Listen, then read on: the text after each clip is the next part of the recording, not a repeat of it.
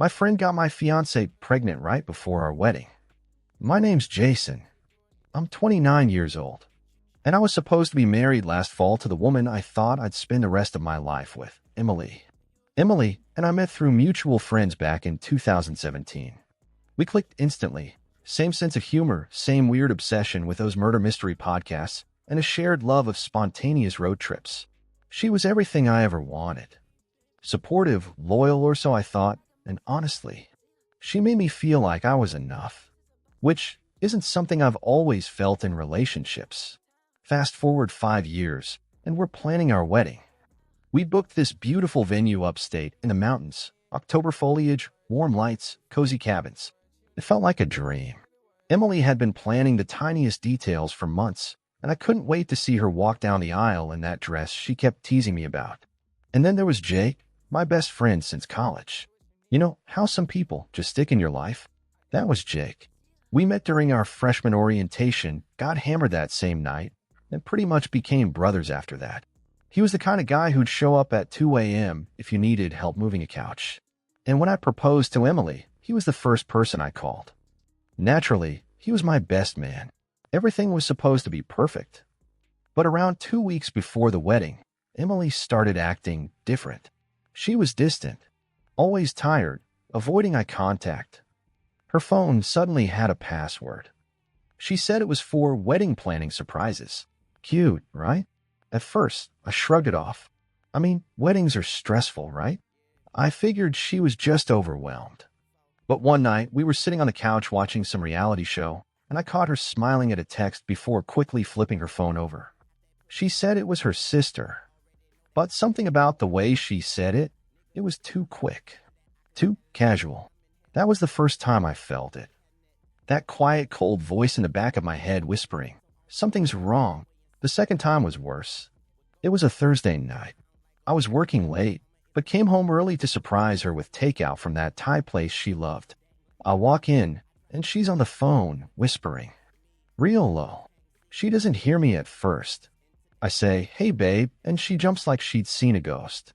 She hangs up immediately and forces a smile. "Just my mom," she says. She's freaking out about seating charts. But here's the thing, Emily's mom lives in Arizona, and she's deaf. Completely. Has been for years. They only ever FaceTime or text. That night, I barely slept.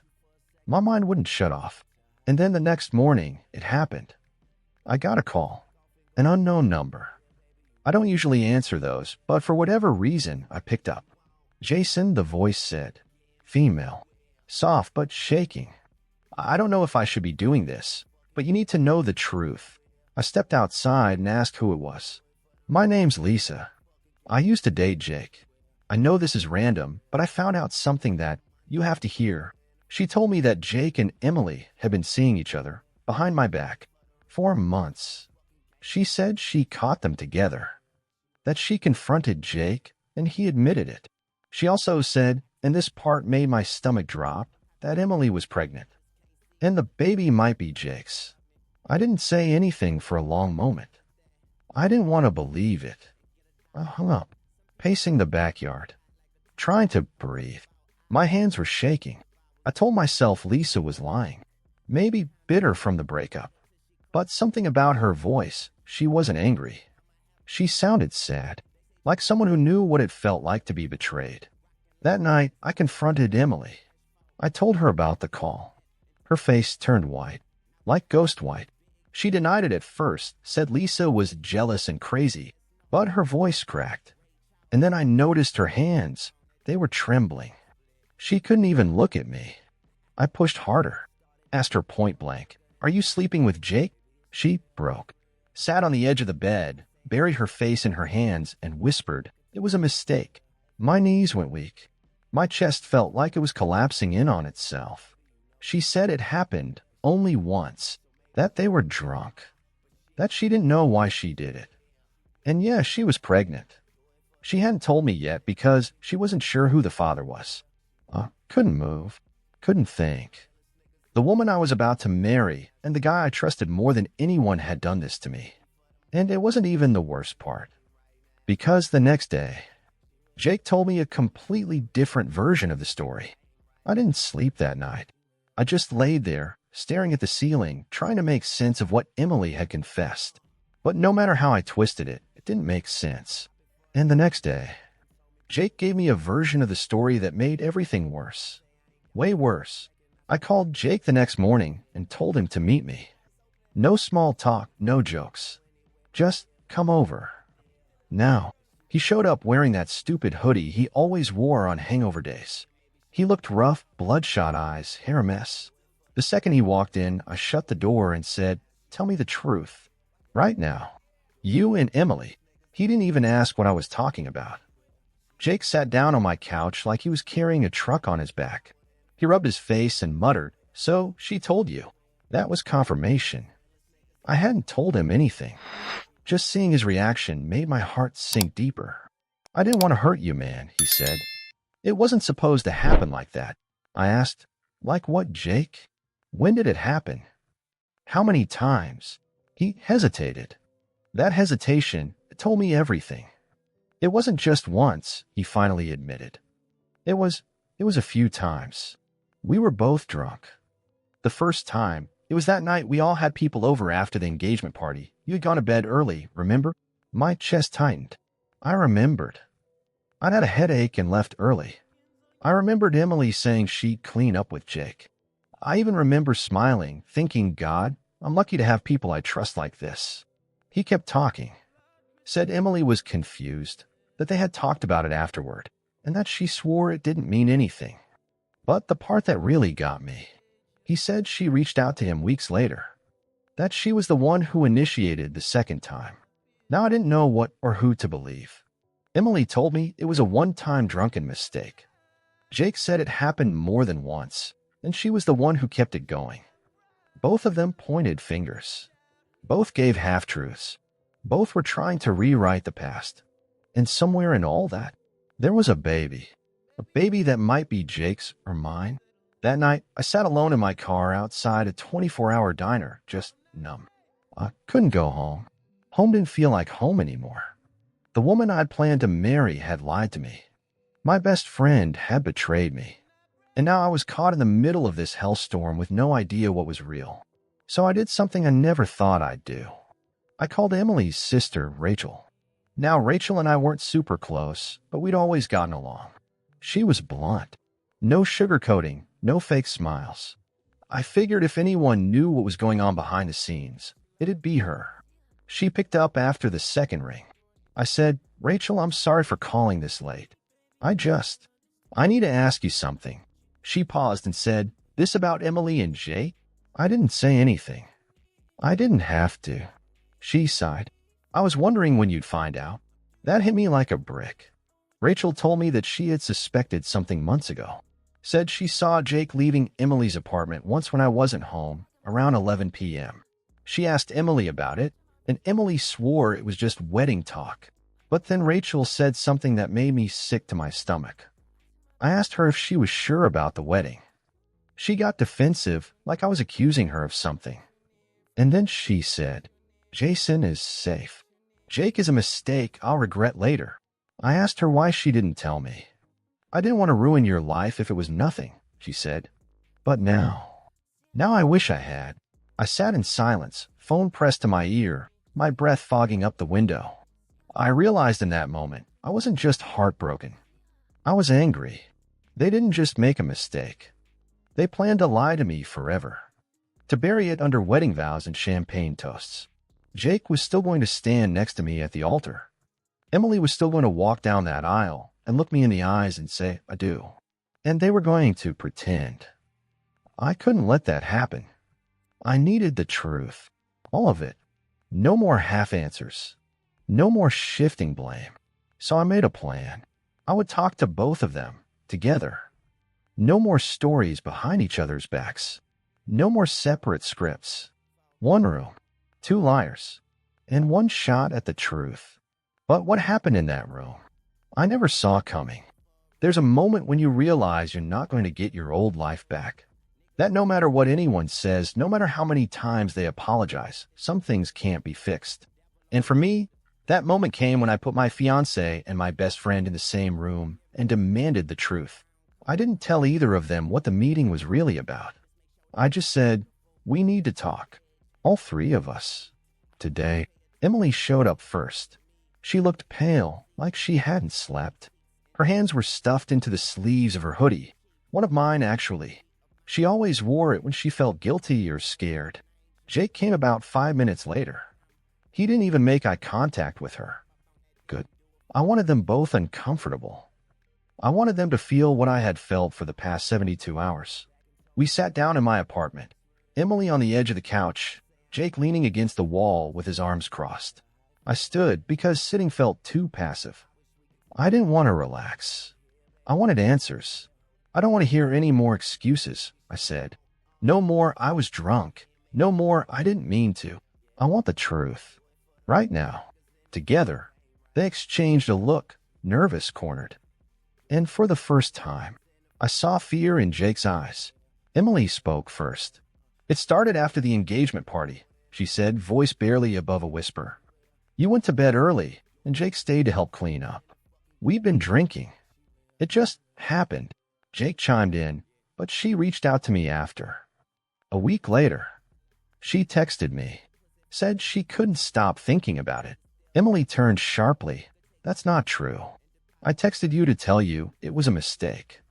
You showed up at my place without asking. Yeah, and you let me in, Jake snapped. Because you threatened to tell Jason, she yelled. My heart started racing. Is that true? I asked Jake. Did you threaten her? He didn't respond right away. Just looked at me, then away. I didn't threaten her, he muttered. I just said maybe it was better if we talked about it in person. Emily stood up. Her voice cracked. Jason, he showed up drunk. I was scared. I didn't know what to do. I didn't want to tell you because I knew it would ruin everything. I hated myself for what happened. I still do. Jake scoffed. You didn't hate it that much when it happened again in June. My head snapped toward her. June. She froze. I thought it was just twice, I said slowly. Emily sat down hard, like someone had cut her strings. Jake looked me dead in the eyes. It was 4 times, man. Once after the engagement party. Again in June. Then again in August. Last time was maybe a month ago. I stared at her. She didn't deny it. Didn't move. Didn't speak. Tears welled in her eyes, but I didn't feel bad for her. Not anymore. You let me propose to you, I said. You smiled for engagement photos. Picked out a dress. Wrote vows. While you were sleeping with him. I didn't plan for this, she whispered. I was confused. I thought maybe I loved him. Jake's head jerked up. Wait, what? She looked at him then, and suddenly something shifted in her face. I thought I had feelings for you, Jake, she said. But I don't. Not anymore. I love the attention, the escape, but it was a mistake. Jason. Jason was always the one. I laughed. I actually laughed. Not because it was funny, but because of how insane it all sounded. You love the escape? Is that what I was? A cage. She started to cry, but I cut her off. No, don't cry now. Not for me. You don't get to do that. I turned to Jake. Get out. Don't ever come back. He didn't argue. Just walked to the door silent. Cowardly. Like he knew he just lost the one person who actually had his back. Emily tried to say something to reach for me, but I stepped away. We're done, I said. There's no wedding. No future. Whatever that baby is, it's not my problem anymore. And then I said the one thing I knew would hit her the hardest. You two deserve each other. She broke. Completely. But I didn't stay to watch it. I walked out the door and didn't look back. And for the first time in days, I could breathe. But of course it wasn't over. Not yet. Because a week later, I got a text from a number I didn't recognize. And what it said, it changed everything. They say once trust is broken, everything that follows feels like a lie. That's exactly how I felt when I got that text. Because just when I thought the betrayal couldn't get any worse, the truth reached a whole new level. It happened a week after I ended everything. I had gone full no contact with both Emily and Jake, deleted photos, blocked numbers, tossed the wedding invitations in the trash. I was finally starting to feel human again. And then I got the message. It came from an unknown number. No name. Just, you don't know me, but you need to know the truth about Emily's baby.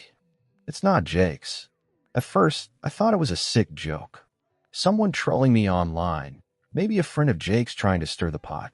But then the next message came through. Ask her about Kyle. She won't lie this time. She can't. Kyle? I stared at the screen, heart pounding. I hadn't heard that name in a while. Kyle was Emily's ex, the serious one before me. They dated for almost 2 years in college, and from what I knew, it ended ugly. She never talked much about it, just said he cheated and broke her. I blocked the number after that. I didn't need more drama. Didn't want to fall back into that emotional black hole. But curiosity is a hell of a drug. So I called Rachel, Emily's sister, and what she told me. I cracked the whole story wide open. Rachel sounded exhausted when she answered. I could tell from her voice she'd been dragged into Emily's mess more than once. Why are you asking about Kyle now? She said. Did someone message you? I didn't answer. Just said, is it true? She went quiet for a second. Then she sighed. I wasn't supposed to say anything. Emily swore me to secrecy. But yeah, there's a chance the baby isn't yours. Or Jake's. That hit like a punch to the ribs. She saw Kyle once. About a month before she told you she was pregnant, Rachel continued. They met for coffee. At least that's what she told me. But later, I found out they spent the night together. What? She told me it was a one-time thing. Closure, she said. But honestly, I think she was spiraling. She knew what she'd done with Jake. She knew the wedding was coming. And Kyle, he was just another escape. I sat there in silence, feeling like my whole reality was being rewritten again. Does Kyle know? I asked. Not at first. But when Emily found out she was pregnant, she reached out to him. Just in case. My stomach flipped. Does Jake know this? I don't think so, Rachel said. She told me she wasn't going to say anything unless the baby came out looking, not like either of you. The sheer coldness of that sentence made my skin crawl. So this was the plan? Hide it. Hope for the best. Roll the dice on whose child it was, like it was a game? I hung up the phone without another word. That night, I didn't sleep. Again. My mind raced with one thought. I had loved this woman. I was going to marry her. Start a family. And she was out here collecting betrayals like trophies. Jake betrayed me. Emily betrayed me. And now Kyle, the ghost from her past, might be the actual father of her baby. How do you even process that? The next morning, I did what I had sworn I wouldn't do. I met with Emily. We sat outside a coffee shop. She looked different. Worn down. Like someone who'd been carrying too many secrets for too long. Before I could say anything, she whispered, You got the message, didn't you? I just nodded. She didn't deny it. I was scared, she said. I didn't know how to tell you. I don't even know who sent that text, but it's true. I saw Kyle. I asked her the question directly. Is it his? She looked up at me, eyes full of guilt. I don't know. That was the most honest thing she'd said in months. I stood up to leave. I didn't need more closure. I had all the answers I needed.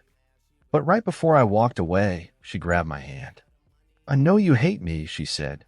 But do you still love me? I didn't say a word. I just walked away. Because in that moment, I realized something. I had been in love with a version of her that didn't exist anymore. Maybe she never did. You spend months planning for one day. One perfect day. The food, the music, the vows, the dress. And then, with one decision, one truth, it all turns to ash. That's what happened to me. I didn't just lose my fiancé. I lost the future I thought we were building. But what I didn't expect was what came after. The wedding was supposed to be in 5 days. Guests had booked flights. The venue was paid in full. My suit was tailored. Her dress was hanging in the closet of our bedroom, still wrapped in plastic like it was protecting something pure. It wasn't. After finding out the baby might not even be Jake's, after learning about Kyle, I knew I couldn't do it. I couldn't stand up in front of our friends and family, look her in the eye, and pretend I didn't know who she really was. So I canceled it. I called a venue, canceled the florist, emailed every guest with a vague explanation. Due to unforeseen circumstances, the wedding will not be taking place. Most people were kind. A few were curious. My mom cried. Her mom blamed me. Emily didn't respond at all. I thought that would be the end of it. Quite a clean break. But I underestimated just how deep the damage really went. A few days after the cancellation, I got a knock at the door. It was Jake. I didn't say a word. Just stared at him, waiting for some kind of excuse, some pathetic apology. But what he said wasn't what I expected. Dude, he muttered, I just found out the baby isn't mine. I raised an eyebrow. You thought it was? I mean, she told me there was a chance. He looked down, ashamed. After you cut us off, we talked. A lot. She said she didn't know for sure, but if it wasn't yours, it had to be mine. I almost laughed. Not because it was funny, but because they deserved each other. Liars. Cowards. Caught in the mess they created. But get this, Jake said, stepping inside without asking. She had a paternity test. My heart skipped. Already? Yeah. She paid out of pocket. Didn't even tell her doctor. Got the results last night. I stared at him, chest tight. He held up his phone and showed me the email. 0% probability. Jake wasn't the father. And neither was I, which left one possibility. Kyle. I didn't even wait. I called Emily that second. She didn't answer the first 3 times. Finally, she picked up, voice shaky. You got the results? I asked. There was a long silence. Yes. And she didn't speak. I know it's Kyle, I said. She started crying. Again. I was going to tell you, she whispered. When? I snapped. Before the wedding. During the vows. When the kid came out looking nothing like me. She sobbed harder. I didn't want to lose everything. I panicked. I didn't know how to fix it. You can't fix it, Emily. That's the whole point. Some mistakes don't come with do-overs. She tried to apologize again, but I hung up. I didn't need her tears. I needed peace. The wedding day came and went. Instead of saying, I went for a hike. I left my phone at home, took a thermos of coffee, sat on a cliff that overlooked the valley we used to visit together, the spot where I once imagined proposing, where we carved our initials into the bark of an old oak tree. I stared at that tree for a long time. Then I walked over and scraped our initials off, one deep cut at a time. It was therapeutic in a way, undoing what never should have happened, erasing a fantasy that wasn't built on love, just illusion. Weeks passed. Emily moved out of our place. I heard she moved in with her parents. Jake disappeared too. Guess it's hard to keep showing your face when you burned every bridge behind you. And Kyle? I heard from Rachel that he doesn't even want to be a dad. Said it's not the right time. So now she's alone, pregnant, and left with the wreckage she created. As for me, I started over. It wasn't easy. I questioned everything. My choices, my judgment, my worth. But sometimes the worst thing that happens to you is the thing that frees you. I dodged a lifetime of lies, a lifetime of wondering who she was texting, where she was going, if I could ever really trust her again. And now, I don't have to wonder. She showed me exactly who she is, and I finally believe her.